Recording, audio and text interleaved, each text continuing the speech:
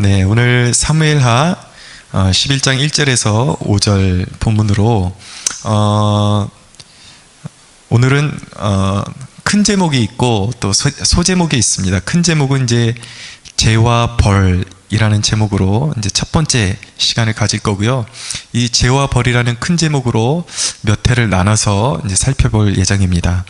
그리고 작은 제목은 무엇이냐면 성은 경계선을 가질 때 가장 아름답다라는 제목으로 하나님의 말씀 나누도록 하겠습니다. 오늘 사무엘하 11장 1절에서 5절은 이제 다윗의 범죄를 다루고 있습니다. 이제 익히 유명하죠. 다윗이 밧세바를 범하는 이제 장면을 담고 있습니다. 다윗은 이제껏 우리가 이제 다윗에 대해서 살펴볼 때 아주 전인적인 그리스도인의 모본으로서 이제 설명이 되어지곤 했죠. 그러나 그런 다윗에게도 연약함이 있었다는 사실입니다. 사람은 누구나 어딘가에 숨어 있을 뿐이지 그런 연약함이 드러날 때가 있습니다. 이것이 바로 인간의 실존입니다. 메시아의 예표, 그리고 가장 그리스도인다운 전인적 그리스도인의 모든 면모를 갖추고 있었던 다윗 안에도 이렇게 흉악하고 더러운 면모가 있었다는 것이죠. 그래서 성경이 말씀하지 않습니까? 모든 사람이 죄를 범하였음에 하나님의 영광에 이르지 못한다 라고 말씀했습니다. 이것이 진리인 것이죠. 누구나 흉악한 죄가 어딘가 도사리고 있고 마음 가운데 심겨져 있고 그리고 죄 가운데 있고 죄의 영향력 아래 있습니다. 오늘 본문의 큰 주제는 다윗의 간음죄를 다루고 있습니다.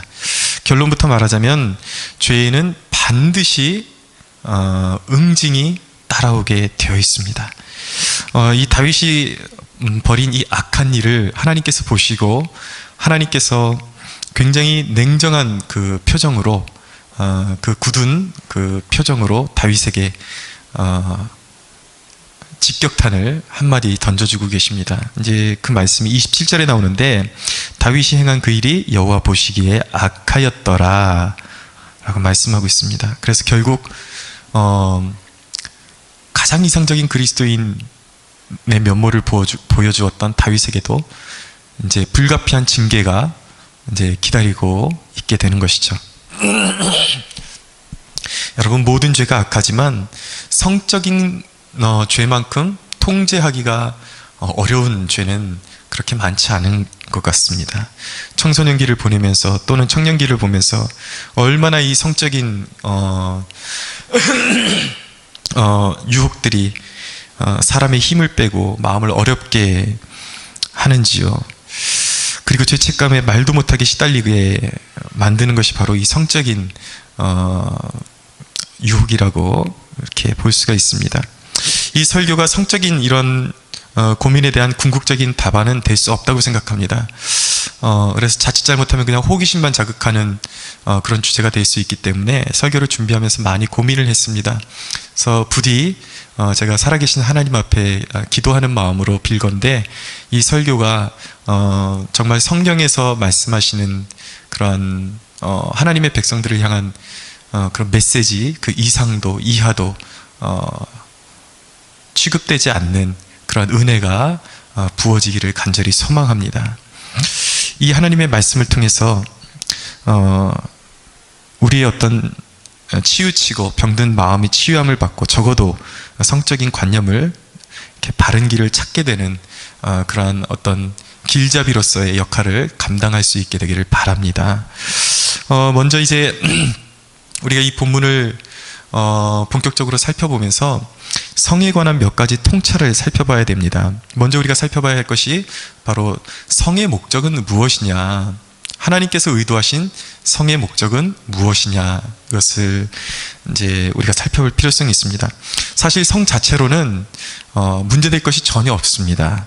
오히려 하나님께서 지으실 때 이 성이라는 것은 굉장히 선한 목적을 가지고 하나님께서 만드신 것이기 때문에 성 자체는 그렇게 문제될 것이 없습니다. 성의 목적 첫 번째는 그것은 번성의 목적이 있는 것입니다. 창세기 1장 28절 한번 찾아가서 읽어보겠습니다. 창세기 1장 28절.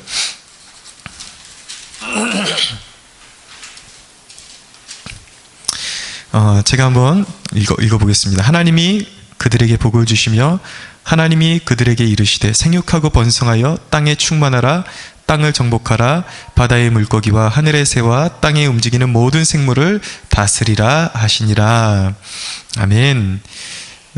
여러분 번성하면은 괜히 어감상 어떤 그냥 종족 유지로만 우리가 생각할 수가 있는데 이것은 큰 오산입니다. 하나님이 사람에게 특별히 택하신 백성들에게 주시기를 가장 원하시는 축복 중에 가장 1순위가 무엇이냐면 번성의 축복입니다. 번성은 굉장한 그 영적인 의미를 담고 있는 것이죠. 하나님은 택한 백성들이 번성하기를 원하세요. 이 번성에는 두 가지 의미가 있는데 하나는 이제 영적인 의미를 담고 있습니다. 그래서 이 영적인 번성은 우리가 전도를 통해서 이제 번성하게 되죠. 영적인 자손들이 성장하고 번창하게 되는 그러한 의미를 담고 있고요. 또 한 가지는 이제 생례적 번성을 말하는 것이기도 합니다.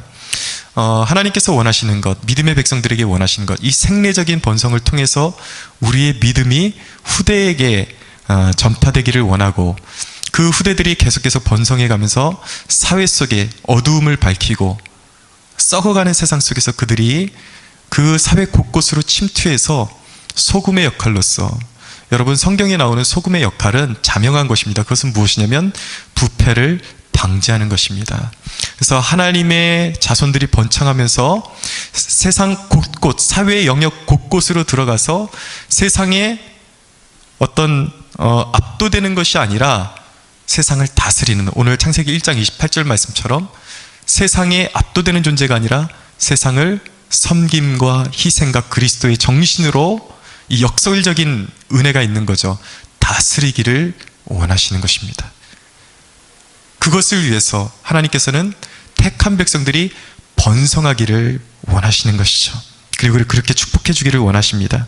그리고 그렇게 세상 곳곳으로 침투한 하나님의 백성들이 살아계신 하나님의 위엄과 영광과 능력과 그리고 하나님의 궁극적으로 살아계심, 그분의 주권을 온 땅 가운데 선포하기를 원하고 계시는 것입니다. 그래서 여러분 이런 번성의 수단으로 주신 것이 무엇이냐면 바로 성이에요. 성은 아주 거룩한 의미를 담고 있는 것입니다. 그래서 여러분 본래 크리스천의 사명 중에 하나는 무엇이냐면 번성하는 것입니다. 자녀를 될 수 있는 대로 많이 들 수 있는 것이 좋습니다. 어느덧 이제 사회적인 인식이 자녀를 많이 두는 것을 굉장히 미개한 것처럼 그렇게 물론 너무 도가 넘치도록 두는 것도 좀 문제가 있겠지만 하나님께서 주시는 그 범위 내에서 우리가 그 의도적으로 그것을 절제하고 이러는 것보다 우리가 성경적인 의미를 잘 깨달아서 자녀들을 또 번성하게 하는데 우리가 앞장설 필요성이 있는 거죠. 이제 사람들의 흔한 염려는 무엇이냐면 우리가 버는 것은 한계가 있는데 자녀들을 어떻게 기를 것이냐. 근데 내려놓음의 저자인 이용규 선교사님, 솔직히 선교사님들이 생활이 얼마나 윤택해봤자 얼마나 윤택하겠습니다. 그런데 그분이 고백하시는 그 이야기가 무엇이냐면 자녀의 수에 따라서 자녀가 생기는 만큼 하나님의 공급하심을 새롭게 경험하는 것을 그가 경험하게 되었다는 것을 고백하는 것을 들을 수 있었습니다. 여러분 크리스천의 삶의 방식은 그런 것이거든요. 내 환경에 따라서 비전을 설정하는 것이 아니라 하나님이 주신 비전을 설정하고 환경이 따라오게끔 하는 것입니다.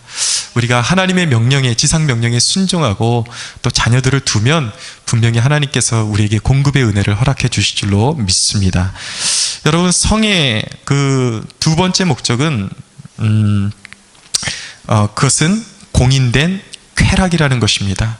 하나님의 백성들에게 주신 공인된 쾌락이 바로 성이라는 것입니다. 창세기 4장 1절에 보니까 아담이 그의 아내 하와와 동침함에 하와가 임신하여 가인을 낳고 라고 되어 있는데, 이 동침하다라는 이 단어, 이것이 히브리어로 야다라고 합니다. 야다.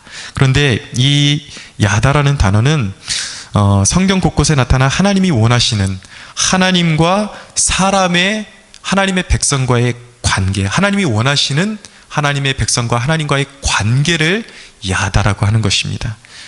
그래서 이 야다라는 단어, 의미의 단어들이 여러 곳에 표현되어 있는데, 대표적으로 영생은 곧 유일하신 참 하나님과 그가 보내신 자 예수 그리스도를 아는 것이니이다.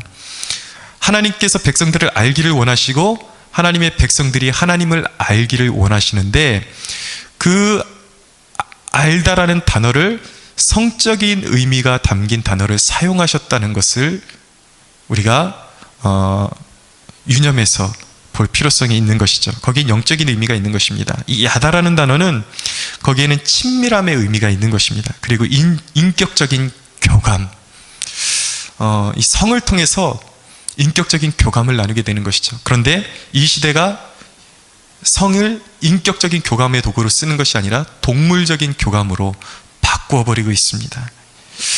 그리고 세 번째로 이 야다라는 의미는 그것은 이 알아가면서 참 즐거움을 이제 경험하게 되는 것, 그런 의미를 담고 있는 것이죠. 성이라는 것은 그런 친밀함과 인격적인 교제와 성을 통해서 서로 알아가면서 거기에서 참 즐거움을 맛볼 수 있는 것, 이것이 바로 하나님이 사람에게 주신 성의 진정한 목적인 것입니다. 나아가서 성에 대한 두 번째, 크게 두 번째 통찰은 성이 경계를 지킬 때 가장 아름답게 되는 것이고, 경계를 벗어날 때 언제나 파괴를 낳는다는 것입니다.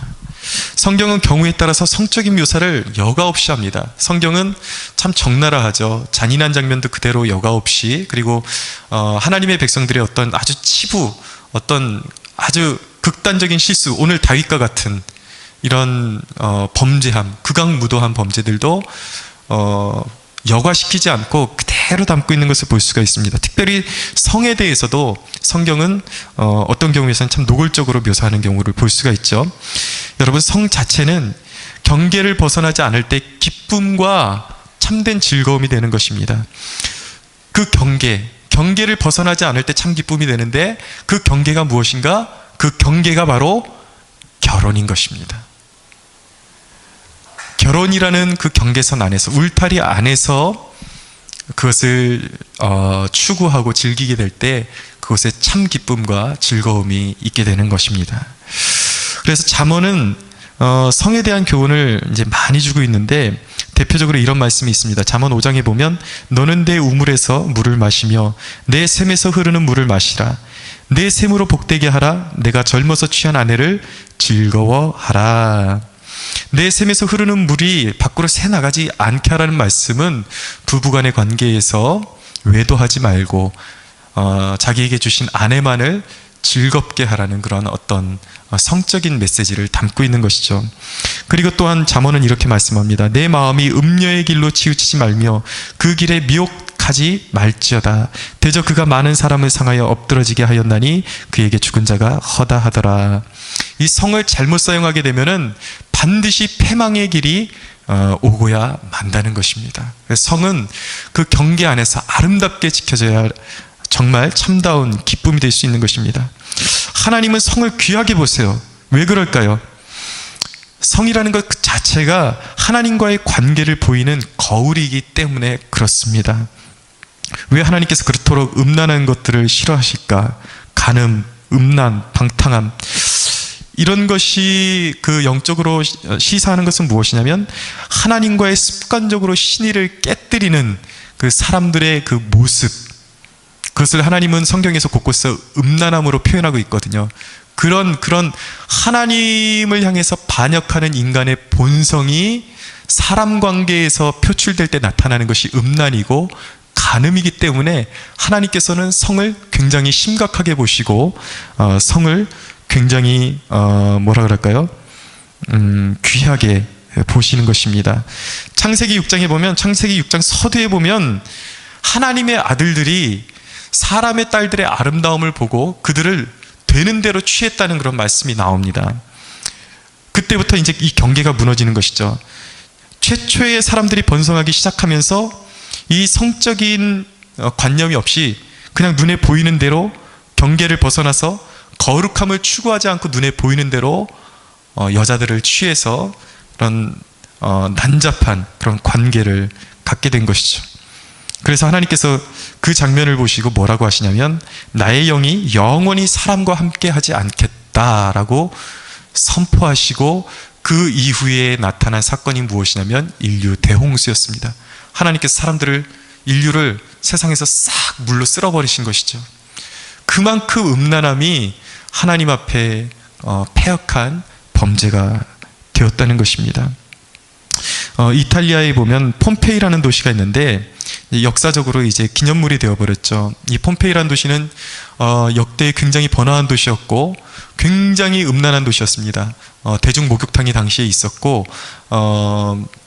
굉장히 음란한 그런 성적으로 문란한 도시였는데 이미 역사의 기록에 보면은 그 도시에 하나님의 선지자들이 일어나서 회개하지 않으면 이 도시가 곧 멸망할 것이다 라고 선포를 했는데 그들은 회개하지 않았습니다. 그래서 주후 79년에 베수비오라는 화산이 갑자기 분출되고 터지면서 이 폼페이라는 도시는 잿더미가 되어버렸어요. 완전히 역사 속에서 묻혀 있다가 이제 역사학자들에서 이제 새롭게 발굴이 되는 것이죠.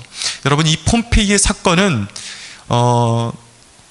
앞으로 인류에게 일어날 정말 음란한 세대에게 일어날 수 있는 일의 단 한 가지 본보기에 불과한 것입니다.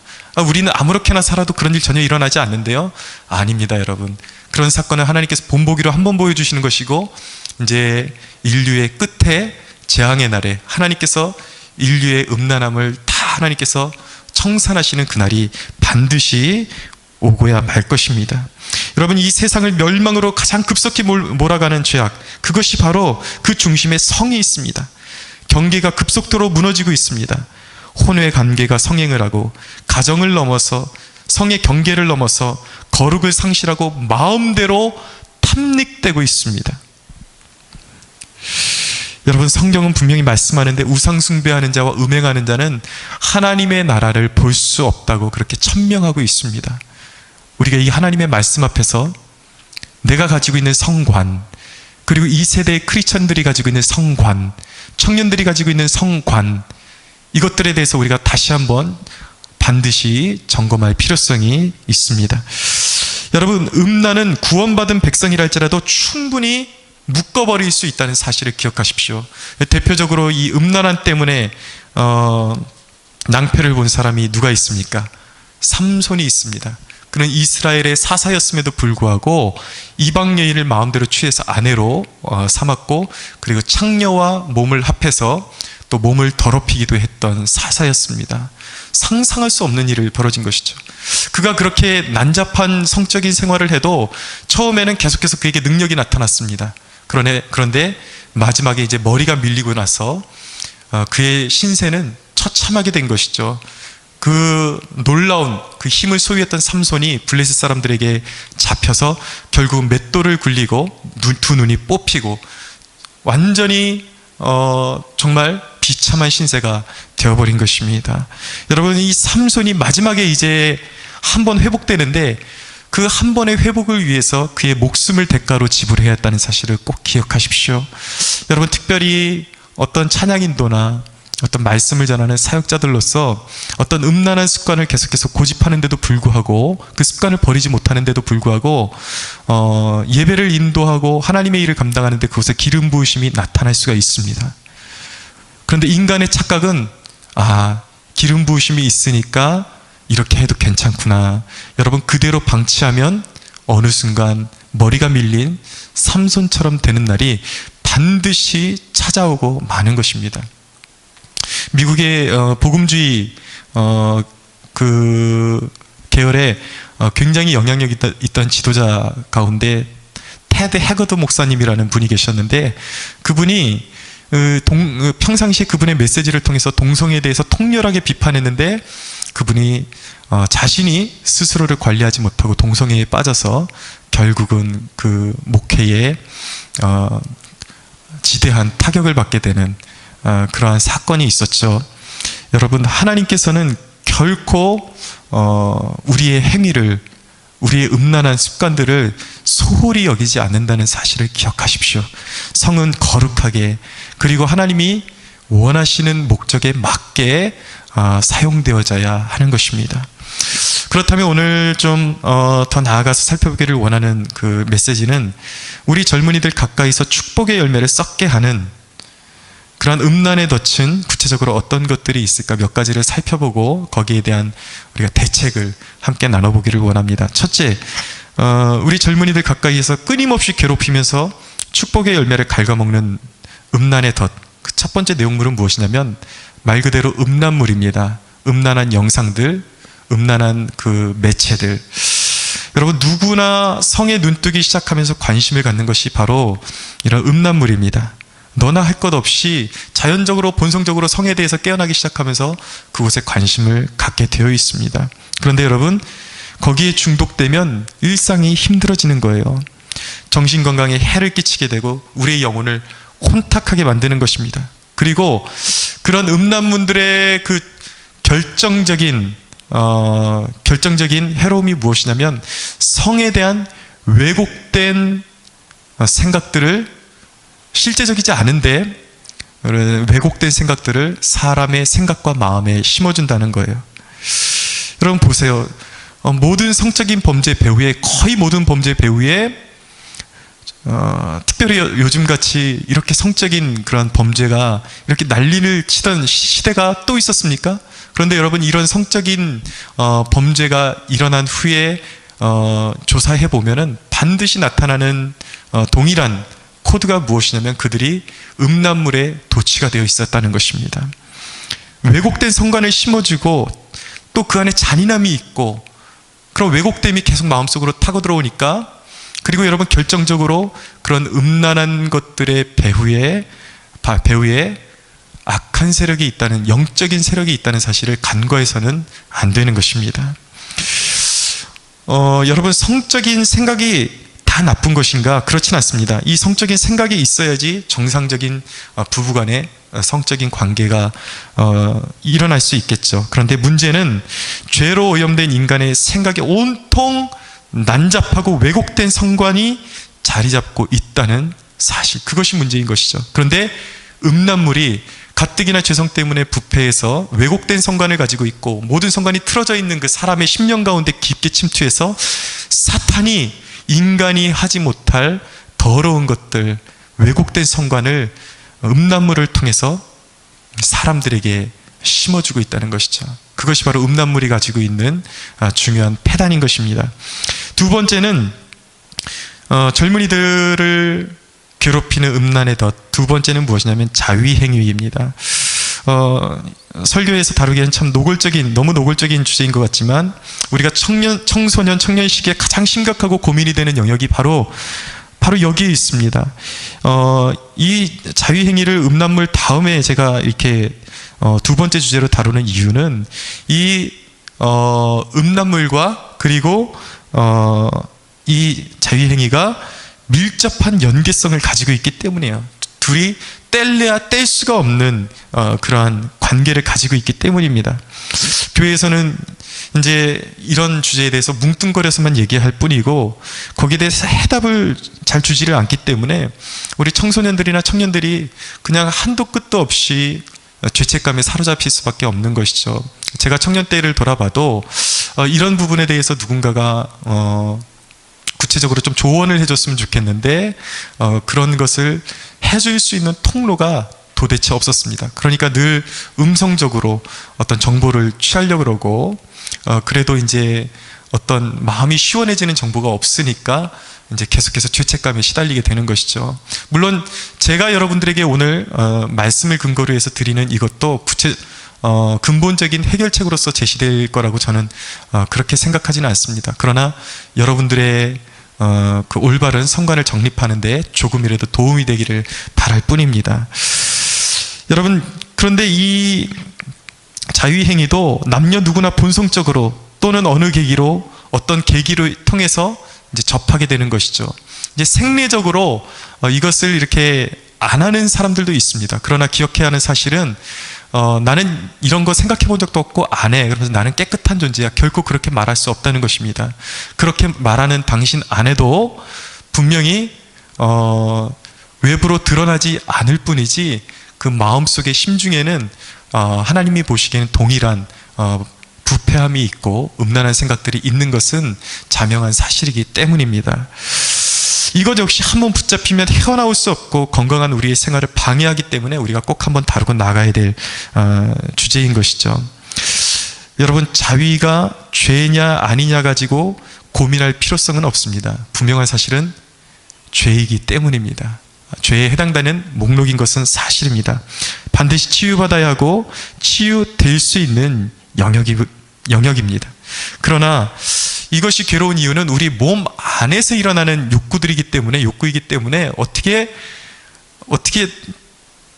처리를 할 수가 없는 거죠. 그래서 피할 수가 없고 우리가 반드시 직면해야만 하는 그러한 주제인 것입니다.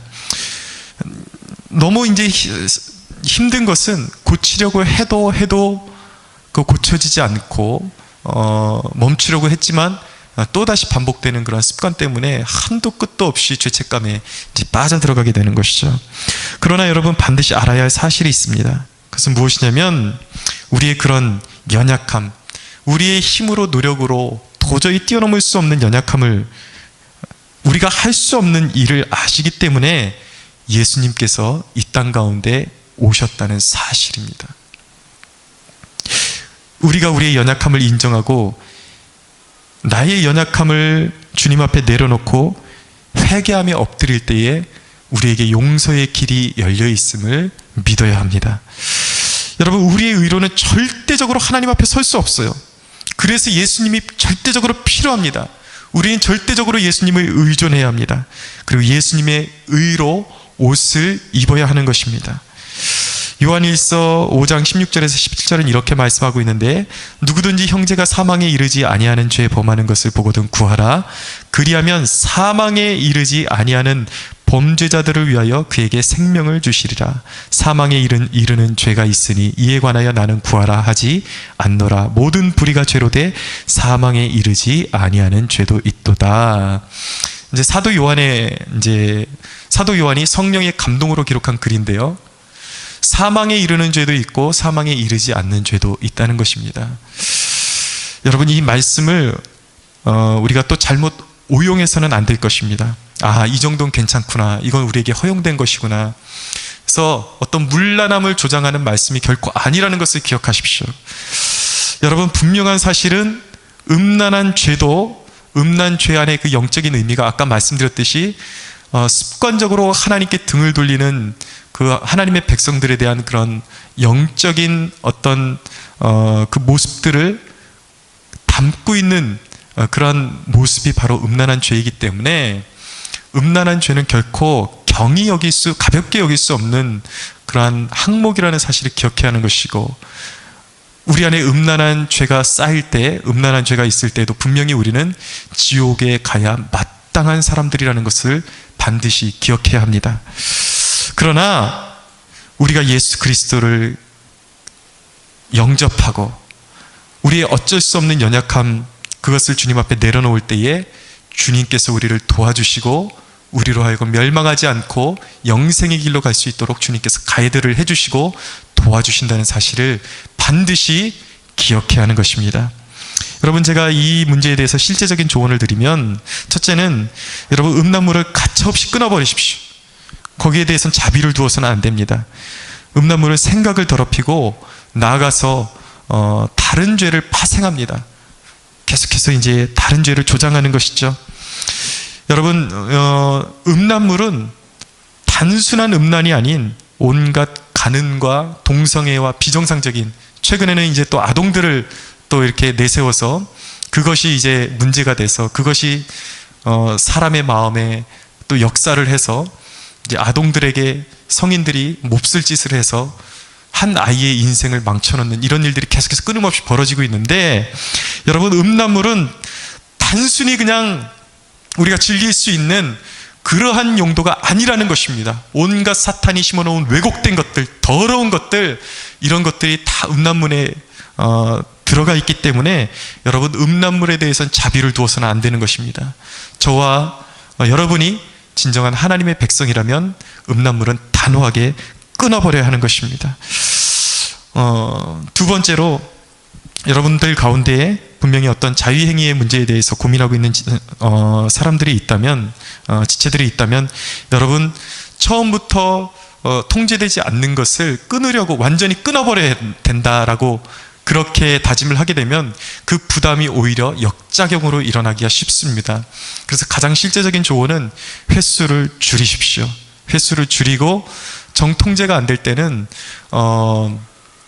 여러분들이 정확하게 정한 날짜에만 허용을 하되, 분명한 사실은 여러분들 거룩을 위해서 끊임없이 나아가야 된다는 것입니다. 주님은 우리를 거룩을 위해서 부르셨다는 사실을 잊어서는 안 됩니다.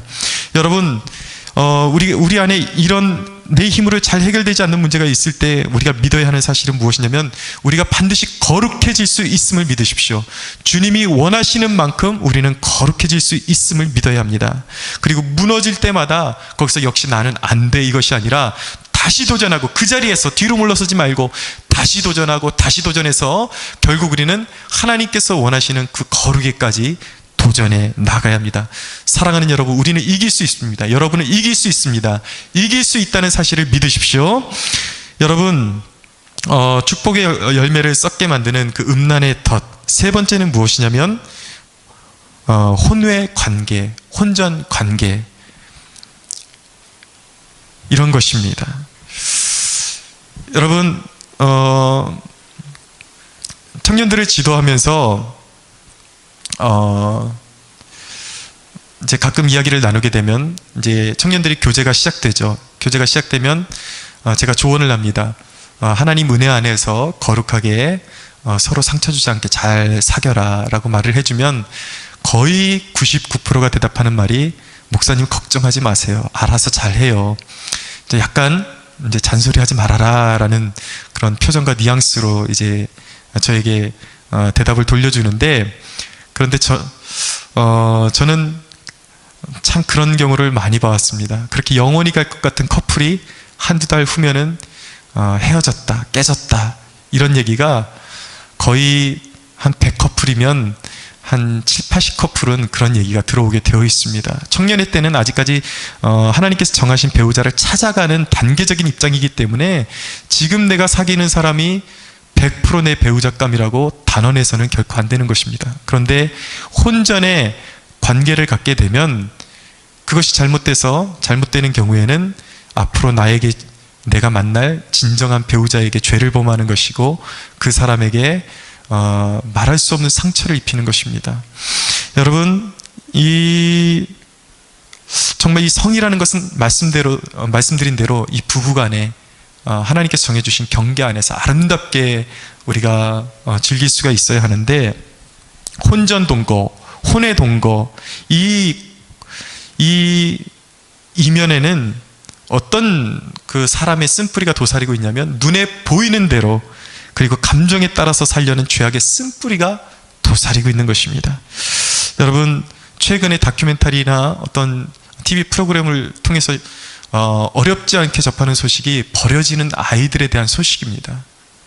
수많은 커플들이 결혼도 하기 전에 이런 젊음의 패기를 먼저 발산했다가 소중한 생명들이, 수많은 생명들이 버려지게 되는 원인이 되고 있다는 사실을 기억해야 합니다. 그래서 엄연히 하나님 앞에서 범죄인 것이죠. 그리고 한 아이의 인생을 무참하게 밟는 그러한 중대한 죄가 될 수 있다는 사실을 꼭 기억해야 하는 것입니다. 책임도 없고 성숙함도 없는 사랑놀이는 비참한 열매를 낳을 수밖에 없다는 사실을 꼭 기억하십시오. 네 번째로 축복의 열매를 썩게 하는 음란의 덫은 동성연애입니다. 주님은 성경에 뭐라고 말씀하셨냐면, 예수님께서는 창조 때로부터 사람을 남자와 여자로 지으셨으니 이러므로 사람이 그 부모를 떠나서 그 둘이 한 몸이 될지라 라고 말씀하셨어요. 창조 때로부터 아름다운 울타리를 위해서 하나님께서 남자와 여자로 지으셨고 그들을 짝을 지어 주셨다는 사실입니다. 여러분, 동성연애는 세상 사람들이 말하는 대로 문화도 아니고, 그것은 기호도 아니고, 그것은 자연스러운 욕구도 아닌 것입니다. 성경은 오히려 뭐라고 말씀하냐면, 이 동성연애가 이미 하나님께 받은 심판의 징후라고 말씀하고 있습니다. 로마서는 이렇게 말씀하는데, 한번 들어보십시오. 이 때문에 하나님께서 그들을 부끄러운 욕심에 내버려 두셨으니 곧 그들의 여자들도 순리대로 쓸 것을 바꾸어 영리로 쓰며, 그와 같이 남자들도 순리대로 여자 쓰기를 버리고 서로 향하여 음욕이 부릴 듯하며, 남자가 남자와 더불어 부끄러운 일을 행하여 그들의 그릇 때문에 상당한 보응을 그들 자신이 받았느니라 라고 말씀하고 있습니다. 사람들이 하나님을 마음에 두기 싫어하니까 하나님께서 그들에게 어떤 징벌의 조치로 그들의 마음이 하기를 원하는 대로 방치해 두셨다는 것입니다. 여러분, 하나님께서 주시는 형벌 중에 가장 무서운 벌은 무엇인지 아십니까? 그 사람이 하고 싶은 대로 방치해 두는 것입니다. 그것을 유기라고 합니다. 이 동성애는 이미 하나님의 심판이 그에게 임해 있음을 반증하는 것이라고 성경이 말씀하고 있는 것입니다. 여러분, 결코 동성애는 어떤 문화라는 이름으로, 기호라는 이름으로 아름답게 포장될 수 없는 죄임을 반드시 깨달을 수 있게 되기를 바랍니다. 여러분, 그렇다면 어떻게 이런 성적인 그런 어떤 덫을 설명하려면 더 많이 끄집어낼 수가 있겠죠. 그렇지만 우리의 가장 가까이 있는 것들 몇 가지를 제가 이제 살펴보았고요. 그렇다면 어떻게 이런 왜곡된 성적인 습관으로부터 우리가 벗어날 수 있을까? 거기에 대한 이제 대책이 필요할 것입니다. 첫째는 우리가 어떻게 이 왜곡된 성적인 습관으로 벗어날 수 있는가? 예수 그리스도를 구주로 영접해야 합니다. 여러분, 왜곡된 성관을 가진 모든 이들이 정죄받게 되어 있습니다. 죄는 심판을 불러오기 때문입니다. 여러분, 사람의 눈에 법 없이 살 것 같은 이들에게도 삐뚤어진 성이 있고 성관이 있고 탐닉이 있다는 사실을 인정할 수밖에 없는 것입니다. 그렇기 때문에 모든 이들이, 이 땅에 존재하는 모든 이들이 하나님의 심판의 대상이 될 수밖에 없는 것입니다. 제가 이곳 대학가에서 이제 개척을 하고 가끔 이제 교회에서 업무를 마치고 문을 닫고 나가는데, 저희 교회 바로 2층에 술집이 있습니다. 호프집이 있는데, 어느 날은 이제 제가 업무를 마치고 나가는데 멀끔하게 생긴 중년의 남자들이, 아마도 그렇지 않기를 바라지만 이 학교에 연관된 어떤 교직원들 중에 포함되는 사람들이 아닐까, 그들의 언어와 행세와 옷차림이나 이런 것들이 그렇지 않을까라는 추측을 불러일으키는데, 아니었으면 좋겠습니다. 근데 그들이 자기들끼리 주고받는 그 한마디가 저에게는 굉장히 충격적으로 와닿았습니다. 이 술집을 바라보면서 한 사람이 그렇게 얘기하더라고요. 여기 이제 뉘앙스는 그거예요. 여기 별로 가기 싫다. 그러면서 그가 하는 말이, 여기 여대생들 별로 안 올 것 같은데 라는 말을 던지는 것을 들었습니다. 참 역겨운 그런 상황이었습니다. 분명히 누가 봐도 다 결혼한 사람들이었고 가정이 있고 자녀들이 있는 사람들일 텐데, 그들이 여대생들한테 관심을 가져야 하는 이유가 무엇입니까? 그 안에 왜곡되고 더러운 그 성관이 표출된 언어인 것이죠. 여러분, 누구나 이 왜곡된 성관을 가지고 있기 때문에 반드시 이것이 지옥으로 가는 동력이 될 수밖에 없는 것입니다. 사람이 그대로 있으면 누구나 지옥에 갈 수밖에 없는 것입니다. 예수님께서는 지나가는 여자를 보고, 눈으로 보고 음란한 생각만 해도 이미 간음죄를 범했다고 말씀하고 있어요. 누구도 이 세상에서, 이 심판에서, 이 죄악에서 벗어날 수 있는 사람이 단 한 사람도 없습니다. 그렇기 때문에 우리는 궁극적인 이 심판을 피하기 위해서 유일한 길은, 나의 생리적인 인간이 그것을 극복할 수 없기 때문에 우리가 구원받을 수 있는 유일한 길은 나를 위해서 십자가에 못 박히신 예수 그리스도를 구주로 영접하고 그분의 거룩하심을 우리가 본받을 때에야 우리는 구원을 받을 수가 있는 것입니다. 두 번째로 어떻게 이겨낼 것인가? 성령의 도우심을 구해야 합니다. 여러분, 성령은 예수님께서 우리에게 보내주신 보혜사이십니다. 우리를 돕는 분이십니다. 우리가 할 수 없는 일을 할 수 있게 하시는 분이 성령이십니다. 우리가 감당할 수 없는 유혹이 올 때 성령의 능력을 구하고 하나님의 말씀을 의지해야 하는 것입니다. 그래서 다윗은 무엇이라고 고백했냐면 청년이 무엇으로 그의 행실을 깨끗게 하리이까 주의 말씀만 지킬 따름이니이다 라고 했습니다. 우리가 음란한 생각들과 음란한 습관을 벗어버릴 수 있는 이유는 끊임없이 싸워야 하지만 하나님의 말씀으로 나를 채우는 것입니다. 내 생각을 하나님의 것으로 보다 많은 시간을 유지시키고 많은 시간을 하나님의 영으로 채워져 있는 것입니다. 말씀이 역사에서 항상 선한 마음으로 채워져 있어야 하는 것입니다. 세 번째는 우리의 의지를 동원한 조치가 필요합니다. 여러분, 구원받은 사람이라 해도 이 끈질긴 이 유혹의 끈이 쉽게 끊어지지를 않습니다. 평생 싸움이에요. 그렇기 때문에 여러분, 실질적인 조언을 드리면 첫째는 에너지를 선한 곳으로 돌릴 수가 있어야 합니다.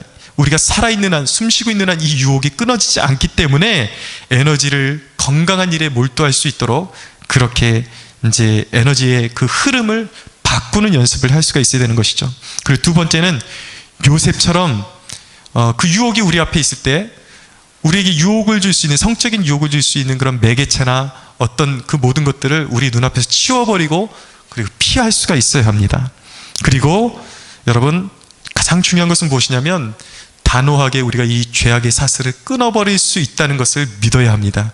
그것이 바로 그리스도께서 성령을 통해서 우리에게 주신 능력이기 때문입니다.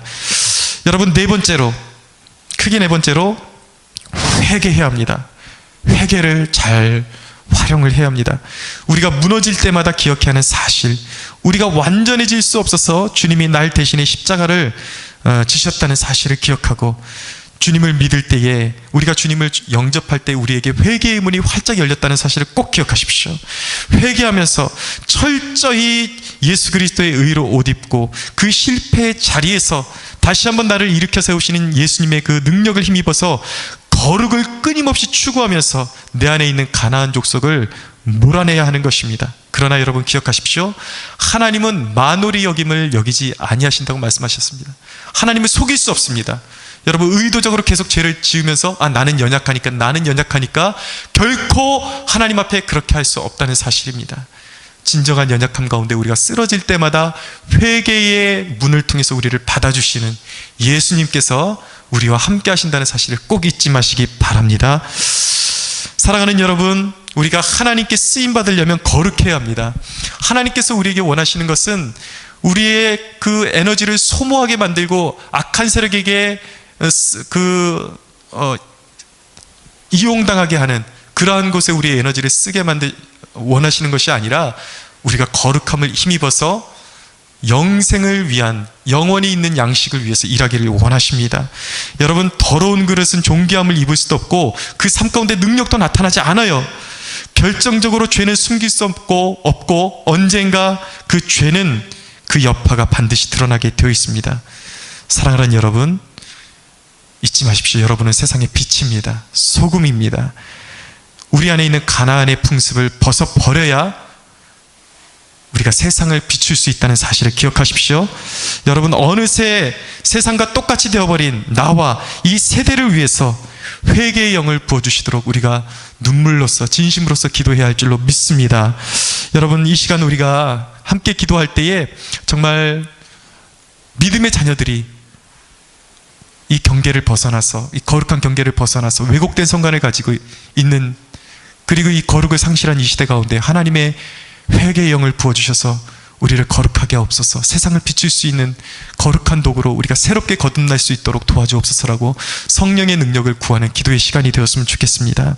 우리가 다음 주에는 이 다윗의 범죄를 통해서 어떻게 이런 죄들이 유입되는지에 대한 그 과정을 살펴볼 것입니다. 여러분, 여러분을 축복하는데 성령의 능력 가운데서 거룩함을 힘입어서 하나님 앞에 정말 거룩하고 존귀한 도구로 쓰임받는 저와 여러분들이 되기를 주 예수의 이름으로 축원합니다.